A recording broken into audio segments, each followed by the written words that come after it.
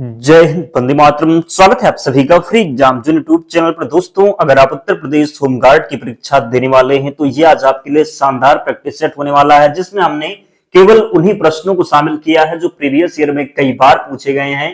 तो आपको सेशन में अंत तक बने रहना है और अंत में कमेंट करके अपना स्कोर जरूर बताना है। तो चलिए सेशन को प्रारंभ करते हैं और पहला शानदार प्रश्न आपकी स्क्रीन पर है। उससे पहले अगर आप चैनल पर नए हैं तो चैनल को सब्सक्राइब करके बेल आइकन को जरूर प्रेस कर लें। पहला प्रश्न पूछा गया है, उत्तर प्रदेश मौलिक शिक्षा अधिनियम को कब अधिनियमित किया गया? 1986, 1950, 1952 या फिर 1972 में? तो जल्दी से कमेंट कीजिए और सही उत्तर बताइए कि उत्तर प्रदेश मौलिक शिक्षा अधिनियम को कब अधिनियमित किया गया। तो जिसने भी डी ऑप्शन 1972 का चयन किया है सही उत्तर हो जाएगा। याद रखेंगे, गलती नहीं करेंगे। दूसरा प्रश्न है, सूचना का अधिकार अधिनियम 2005 में कितनी अनुसूचियां हैं? 1, 2, 4 या फिर 5? तो आपको बताना है कि सूचना का अधिकार अधिनियम 2005 में कितनी अनुसूचियां हैं, 1, 2, 4 या फिर 5? तो इसका राइट आंसर है कितनी है? तो 2 है। कितनी? तो 2 अनुसूचियां हैं। कितनी हैं? याद रखेंगे, सूचना का अधिकार अधिनियम 2005 में 2 अनुसूचियां हैं। तीसरा प्रश्न है, प्रस्तावना के अनुसार भारतीय संविधान अपना अधिकार किससे प्राप्त करता है? भारत की जनता से, भारतीय संसद से, ब्रिटिश संविधान, भारत का उच्चतम न्यायालय? तो बताना है आपको कि प्रस्तावना के अनुसार भारतीय संविधान अपना अधिकार किससे प्राप्त करता है। इसका जो राइट आंसर हो जाएगा भारत की जनता से। किससे? तो भारत की जनता सही उत्तर हो जाएगा। चौथा प्रश्न है, और अगर आपने अब तक वीडियो को लाइक नहीं किया है, निवेदन है आप सभी से जल्दी से वीडियो को लाइक कर दीजिए और चैनल को जरूर सब्सक्राइब करना है। डेली हमारे साथ जुड़िए। विश्वास रखिएगा, आपके एग्जाम में यहां से प्रश्न बाहर नहीं जाएगा। बस आपको रिवीजन करते रहना है और इसकी जो पीडीएफ है टेलीग्राम चैनल पर प्रोवाइड करवा दी जाएगी। तो टेलीग्राम चैनल को जरूर ज्वाइन करना है। नागरिक सुरक्षा संगठन का गठन कब किया गया था? 1960, 1961, 1962 या फिर 1963 में? तो नागरिक सुरक्षा संगठन का गठन कब किया गया था? तो जो सही उत्तर होने वाला है 1962 में। कब? तो नागरिक सुरक्षा संगठन का गठन किया गया था 1962 में। पांचवा प्रश्न है, प्रदेश में नागरिक सुरक्षा केंद्र कितने जिलों में स्थापित हैं? 16 जिलों में, 17 जिलों में, 18 जिलों में या फिर 19 जिलों में? आपको बताना है कि प्रदेश में नागरिक सुरक्षा केंद्र कितने जिलों में स्थापित हैं। प्रदेश में नागरिक सुरक्षा केंद्र कितने जिलों में स्थापित हैं? तो राइट आंसर इसका हो जाएगा कितने जिलों में? 17 जिलों में। प्रदेश में नागरिक सुरक्षा केंद्र कितने जिलों में स्थापित हैं? तो 17 जिलों में। प्रदेश में कुल कारागार संस्थाएं कितनी हैं? 70, 72, 73 या फिर 74? तो उत्तर प्रदेश में कुल कारागार संस्थाएं कितनी हैं? कितनी हैं? तो 73 हैं। कितनी? तो कारागार संस्थाएं 73 हैं। सातवां प्रश्न है, प्रदेश में आदर्श कारागार कहां पर है? लखनऊ, कानपुर, प्रयागराज या फिर गोरखपुर? तो प्रदेश में आदर्श कारागार कहां पर है? प्रदेश में आदर्श कारागार कहां पर है? तो ये लखनऊ में है। कहां पर? तो प्रदेश में आदर्श कारागार कहां पर है? लखनऊ में है आदर्श कारागार। याद रखना है। आठवां प्रश्न है, निम्न में से कौन सा मांसाहारी का एक उदाहरण है? गैंडा, भालू, शेर या फिर हिरण? तो निम्न में से कौन सा मांसाहारी का एक उदाहरण है? आसान प्रश्न है। सही उत्तर हो जाएगा शेर। भालू क्या है? तो ये सर्वाहारी है। क्या है? तो भालू सर्वाहारी। शेर क्या हो जाएगा? तो ये मांसाहारी है। सर्व शिक्षा अभियान का उद्देश्य किस आयु सीमा के बच्चों में शिक्षा को प्रोत्साहित करना है? 6 से 14 वर्ष, 14 से 20 वर्ष, 5 से 9 वर्ष, 8 से 16 वर्ष? आप बताएंगे कि सर्व शिक्षा अभियान का उद्देश्य किस आयु सीमा के बच्चों में शिक्षा को प्रोत्साहित करना है? तो 6 से 14 वर्ष। कितना हो जाएगा? तो सर्व शिक्षा अभियान का उद्देश्य किस आयु सीमा के बच्चों में शिक्षा को प्रोत्साहित करना है? तो 6 से 14 वर्ष इसका राइट आंसर होगा। 10 नंबर प्रश्न है, प्रेस की स्वतंत्रता भारत के संविधान के किस अनुच्छेद के तहत निहित है? अनुच्छेद 19, अनुच्छेद 20, अनुच्छेद 21 या फिर अनुच्छेद 22 में? तो प्रेस की स्वतंत्रता भारत के संविधान के किस अनुच्छेद के तहत निहित है? किस अनुच्छेद के तहत निहित है? तो अनुच्छेद 19 हो जाएगा। प्रेस की स्वतंत्रता भारत के संविधान के किस अनुच्छेद के तहत निहित है? तो अनुच्छेद 19 यहां पर सही उत्तर होगा। जल प्रदूषण की रोकथाम और नियंत्रण के लिए अधिनियम किस वर्ष लागू किया गया? 1994, 1954, 1974 या फिर 1984 में? तो जल प्रदूषण की रोकथाम और नियंत्रण के लिए अधिनियम किस वर्ष लागू किया गया? आप बताएंगे कि जल प्रदूषण की रोकथाम और नियंत्रण के लिए अधिनियम किस वर्ष लागू किया गया? तो सही उत्तर इसका हो जाएगा 1974 में। कब? तो जल प्रदूषण की रोकथाम और नियंत्रण के लिए अधिनियम लागू किया गया 1974, सही उत्तर हो जाएगा। अगला प्रश्न है, 1948 में भारत पहुंचने वाले पहले यूरोपीय कौन थे? फ्रांसीसी, स्पेन, डेनिश या फिर पुर्तगाली? बताना है आपको कि 1948 में भारत पहुंचने वाले पहले यूरोपीय कौन थे? सही उत्तर हो जाएगा पुर्तगाली थे। कौन? कब आए थे? तो 1498 में। कब? तो 1498, याद रखेंगे। पादप निकाय के किस भाग को पौधों का खाद्य कारखाना कहा जाता है? फूल, पत्ती, तना या फिर जड़? तो पादप निकाय के किस भाग को पौधों का कारखाना पौधों का जो है खाद्य कारखाना कहा जाता है? किससे कहा जाता है? तो ये पत्ती को, किसको? तो पत्तों को। अगला है, 2011 की जनगणना के अनुसार ग्रामीण भारत में निम्नलिखित में से किस राज्य में सबसे कम अशोधित जन्म दर है? आंध्र प्रदेश, असम, केरल या फिर पंजाब? तो बताएंगे आप। ये प्रश्न जो है उत्तर प्रदेश पुलिस या फिर यूपीएसआई में प्रश्न जो प्रीवियस ईयर में पूछे गए उन्हीं प्रश्नों को हमने शामिल किया है। तो याद रखें, अगर आप इन प्रश्नों को करते हैं तो आप समझ लीजिए कि आपकी तैयारी जो है काफी अच्छे लेवल की है। अगर आप इनमें, आज हमने 50 प्रश्नों को शामिल किया है, अगर आप 50 में 30 प्रश्न सही कर लेते हैं तो विश्वास रखिए आपकी तैयारी जो है बहुत अच्छे से चल रही है। इसको बस आपको कंटिन्यू बना करके रखना है, आपको निश्चित ही सफलता मिलने वाली है। तो पढ़ते रहिए, मेहनत जारी रखिए, सफलता प्राप्त होगी। अगला है, 2011 की जनगणना के अनुसार ग्रामीणों में भारत में निम्नलिखित में से किस राज्य में सबसे कम अशोधित जन्म है? तो सही उत्तर इसका केरल हो जाएगा। क्या होगा? तो केरल हो जाएगा। अगला प्रश्न है, मार्च 2019 तक उपलब्ध जानकारी के अनुसार भारतीय संविधान में कितने मौलिक कर्तव्य हैं? 6, 7, 10 या फिर 11?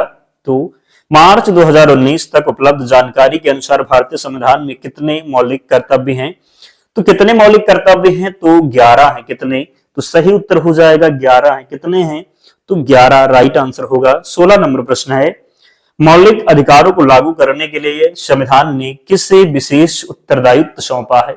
उच्चतम न्यायालय, संसद, राष्ट्रपति या फिर राज्य विधानमंडल? मौलिक अधिकारों को लागू करने के लिए संविधान ने किसे विशेष उत्तरदायित्व सौंपा है? किसे सौंपा है? तो उच्चतम न्यायालय को। किसे सौंपा है? तो उच्चतम न्यायालय को। अगला प्रश्न है, गांधी ने किस आंदोलन के लिए करो या मरो का नारा दिया था? असहयोग आंदोलन, भारत छोड़ो आंदोलन, सविनय अवज्ञा आंदोलन, खिलाफत आंदोलन? तो गांधी जी ने किस आंदोलन के लिए करो या मरो का नारा दिया था? किस आंदोलन के लिए दिया था? तो राइट आंसर जो होगा भारत छोड़ो आंदोलन। क्या होगा? तो भारत छोड़ो आंदोलन हो जाएगा। जरूर याद रखेंगे, गलती नहीं करेंगे। अगला है, गांधी जी ने भारत छोड़ो आंदोलन कब शुरू किया था? 1940, 1942, 1944 या फिर 1945 में?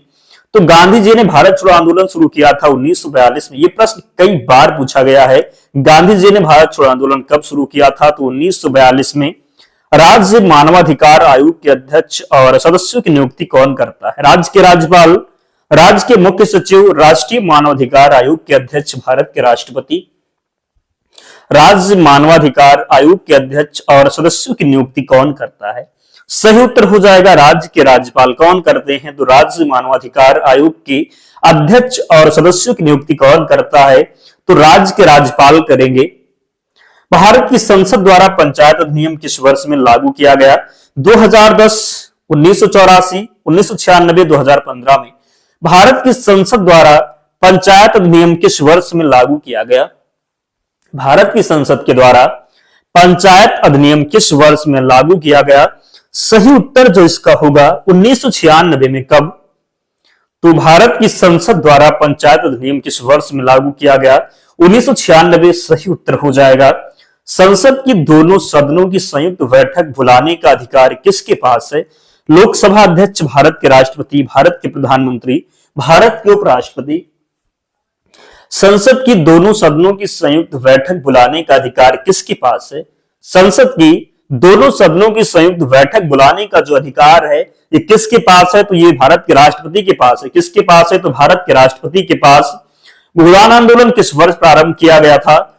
1948, 1961, 1960 या फिर 1951 में। भूदान आंदोलन किसने शुरू किया था? तो विनोबा भावे ने। कब? तो याद रखेंगे जो सही उत्तर इसका हो जाएगा ये 1951 में। कब? तो 1951 में। दिल्ली चलो का नारा किसने दिया था? लाला लाजपत राय, चंद्रशेखर आजाद, भगत सिंह या फिर सुभाष चंद्र बोस। तो दिल्ली चलो का नारा किसने दिया था? दिल्ली चलो का जो नारा दिया था ये किसने दिया था? सुभाष चंद्र बोस जी के द्वारा। किसके द्वारा? दिल्ली चलो का नारा दिया गया था सुभाष चंद्र बोस जी के द्वारा। सुभाष चंद्र बोस को देश नायक किसने कहा था?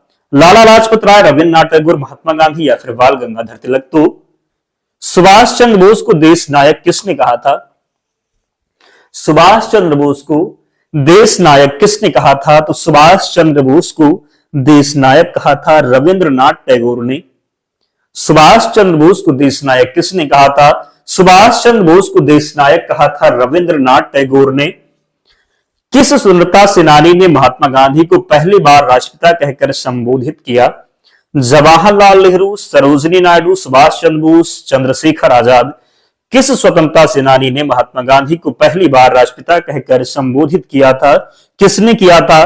तो सुभाष चंद्र बोस ने। किसने? तो महात्मा गांधी को राष्ट्रपिता सबसे पहले कहा था सुभाष चंद्र बोस जी ने। भारत को ब्रिटिश नियंत्रण से मुक्त करने के लिए भारतीय राष्ट्रीय सेना का गठन किसने किया था? रास बिहारी बोस, भगत सिंह, सुभाष चंद्र बोस, मोहन सिंह। तो भारत को ब्रिटिश नियंत्रण से मुक्त करने के लिए भारतीय राष्ट्रीय सेना का गठन किसने किया था? तो किया था मोहन सिंह ने। किसने किया था? तो मोहन सिंह ने किया था। याद रखेंगे। अगला है फॉरवर्ड ब्लॉक की स्थापना निम्नलिखित में से किसके द्वारा की गई? महात्मा गांधी, सुभाष चंद्र बोस, सरदार वल्लभ भाई पटेल, इनमें से कोई नहीं। फॉरवर्ड ब्लॉक की स्थापना निम्नलिखित में से किसके द्वारा की गई? तो फॉरवर्ड ब्लॉक की स्थापना की गई किसके द्वारा?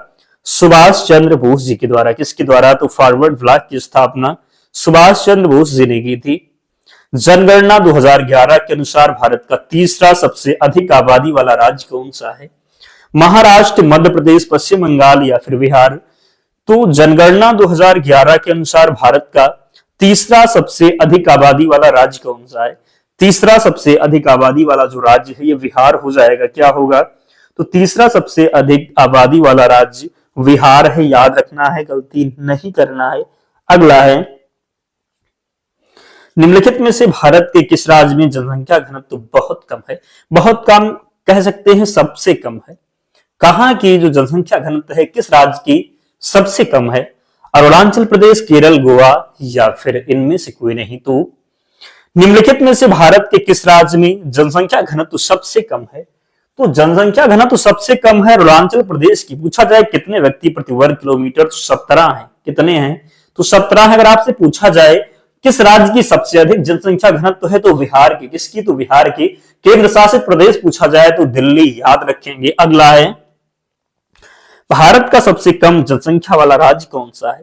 सबसे कम जनसंख्या, सबसे अधिक अगर पूछा जाए तो अपना उत्तर प्रदेश है। सबसे अधिक जनसंख्या कहां पर है? तो अपना उत्तर प्रदेश होगा। लेकिन जब सबसे कम की बात होगी तो सिक्किम होगा। सबसे कम सिक्किम। सबसे कम जनसंख्या घनत्व अरुणाचल प्रदेश में। कितने व्यक्ति प्रति वर्ग किलोमीटर? तो 17। ये सब जो पॉइंट है आपको याद रखना, यहां से प्रश्न पूछा ही जाता है। अगला है उत्तर प्रदेश को राज्य का दर्जा कब प्राप्त हुआ? 1948, 1950, 1947 या फिर 1975 में। तो उत्तर प्रदेश को राज्य का दर्जा कब प्राप्त हुआ? उत्तर प्रदेश को राज्य का दर्जा प्राप्त हुआ 1950 में। कब? तो 1950 इसका राइट आंसर होगा। 73वें संवैधानिक संशोधन द्वारा भारतीय संविधान में कौन सी अनुसूची जोड़ी गई? 11वीं अनुसूची, 12वीं अनुसूची, 10वीं अनुसूची या फिर 8वीं अनुसूची। तो 73वें संविधान संशोधन द्वारा भारतीय संविधान में कौन सी अनुसूची जोड़ी गई? तो 73वें के द्वारा 11वीं अनुसूची जोड़ी गई थी। कौन सी अनुसूची? तो 11वीं अनुसूची इसका राइट आंसर हो जाएगा। अगला है भारतीय संविधान की समवर्ती सूची में मूल रूप से कितने विषय शामिल थे? 100, 50, 47 या फिर 25। तो इसका जो सही उत्तर होने वाला है कितना हो जाएगा? तो 47। क्या? तो 47 राइट आंसर होगा। निम्नलिखित में से कौन सा एक शाकाहारी समुद्री स्तनपायी है? दरियाई घोड़ा, व्हेल, जलसिंह या फिर वालरस। निम्नलिखित में से कौन सा एक शाकाहारी समुद्री स्तनपायी है? तो शाकाहारी समुद्री स्तनपायी दरियाई घोड़ा है। क्या है?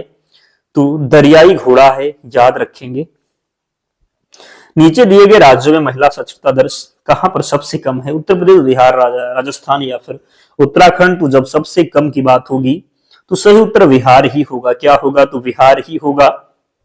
जनगणना 2011 के अनुसार उत्तर प्रदेश में लिंगानुपात बताइए। 898, 1910, 1912 या फिर 1920 में। तो जनगणना 2011 के अनुसार उत्तर प्रदेश में जो लिंगानुपात है ये कितना है? तो ये 912 है। कितना है? तो 912 है। अगला है, निम्नलिखित में से कौन राष्ट्रपति को पद की शपथ दिलवाता है? लोकसभा अध्यक्ष, भारत के मुख्य न्यायाधीश, भारत के प्रधानमंत्री, भारत के उपराष्ट्रपति। तो निम्नलिखित में से कौन राष्ट्रपति को पद की शपथ दिलाता है? तो भारत के मुख्य न्यायाधीश के द्वारा। किसके द्वारा? तो भारत के मुख्य न्यायाधीश के द्वारा। मृत्युदंड के मामले में क्षमा देने का अधिकार किसे है? प्रधानमंत्री, राष्ट्रपति, मुख्य न्यायाधीश या फिर भारत के महान्यायवादी। तो मृत्यु दंड के मामले में क्षमा देने का जो अधिकार है ये राष्ट्रपति के। कौन सा अनुच्छेद होगा? तो अनुच्छेद 72 होगा। क्या? तो अनुच्छेद 72। अगला है, निम्नलिखित किन सम्राटों के शासनकाल में भारत का पहला मुद्रा रुपया मुद्रित हुआ? अकबर, हुमायूं, शेरशाह सूरी या फिर समुद्रगुप्त। तो निम्नलिखित किन सम्राटों के शासनकाल में भारत का पहला मुद्रा रुपया जो है ये मुद्रित हुआ? किसके शासनकाल में हुआ? तो ये हुमायूं के। किसके? तो हुमायूं के शासनकाल में। इनमें से किसने भूमि जो है मापांकन की व्यवस्था प्रारंभ की? शाहजहां, अकबर, बहादुर शाह, शेरशाह। तो इनमें से किसने भूमि मापांकन की व्यवस्था प्रारंभ की? किसने प्रारंभ की? तो शेरशाह। किसने? तो शेरशाह राइट आंसर होगा, याद रखना है। अगला प्रश्न है,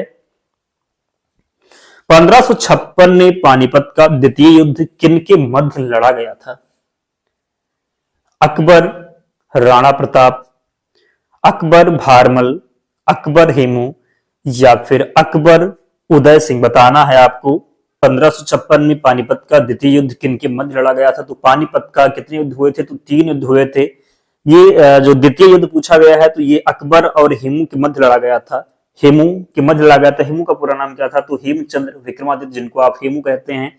तो 1556 में पानीपत का द्वितीय युद्ध किनके मध्य लड़ा गया था? तो अकबर, हेमू या फिर कह सकते हैं हेमचंद्र विक्रमादित्य। अगला है, निम्नलिखित में से किसको संविधान की आत्मा के रूप में जाना गया है? प्रस्तावना, मूल अधिकार, राज्य की नीति निर्देशक तत्व या फिर राष्ट्रीय ध्वज। बताएंगे आप कि निम्नलिखित में से किसको संविधान की आत्मा के रूप में जाना गया है? तो संविधान की आत्मा के रूप में जाना गया है प्रस्तावना को। किसे? तो निम्नलिखित में से किसको संविधान की आत्मा के रूप में जाना गया है?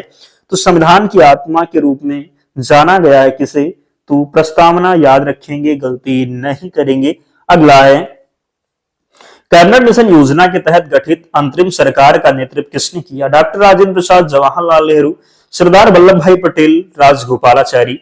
कैबिनेट मिशन योजना के तहत गठित अंतरिम सरकार का नेतृत्व किसने किया?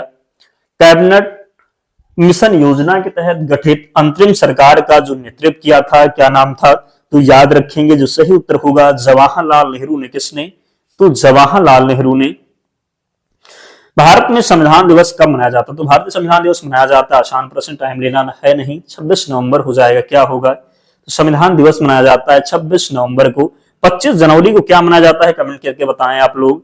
अगला प्रश्न है, हमारे रुधिर में ऑक्सीजन का परिवहन किस प्रोटीन द्वारा होता है? हीमोग्लोबिन, क्रेटिन, कोलेजन या फिर मायोग्लोबिन। तो हमारे रुधिर में ऑक्सीजन का परिवहन किस प्रोटीन द्वारा होता है? तो हमारे रुधिर में ऑक्सीजन का जो परिवहन होता है ये हीमोग्लोबिन के द्वारा। किसके द्वारा? तो हीमोग्लोबिन इसका राइट आंसर होगा। जरूर याद रखेंगे दोस्तों। आज 45 प्रश्न थे, तो आप लोग कमेंट कीजिए और बताइए कि 45 प्रश्न में आपका स्कोर क्या रहा, कितने प्रश्न आप सही कर पाए। जरूर कमेंट करके बताएं। और इसके पीडीएफ के लिए टेलीग्राम चैनल से जुड़ जाना, लिंक डिस्क्रिप्शन बॉक्स में है, या फिर आप टेलीग्राम पर जाएंगे और सर्च करेंगे फ्री एग्जाम जोन, आपको चैनल मिल जाएगा, ज्वाइन हो जाना, वहां पर आपको सारी पीडीएफ मिल जाएगी। तो मिलते हैं नेक्स्ट वीडियो में, तब तक पढ़ते रहिए, ध्यान रखिए अपना, स्वस्थ और सुरक्षित रहिए। जय हिंद।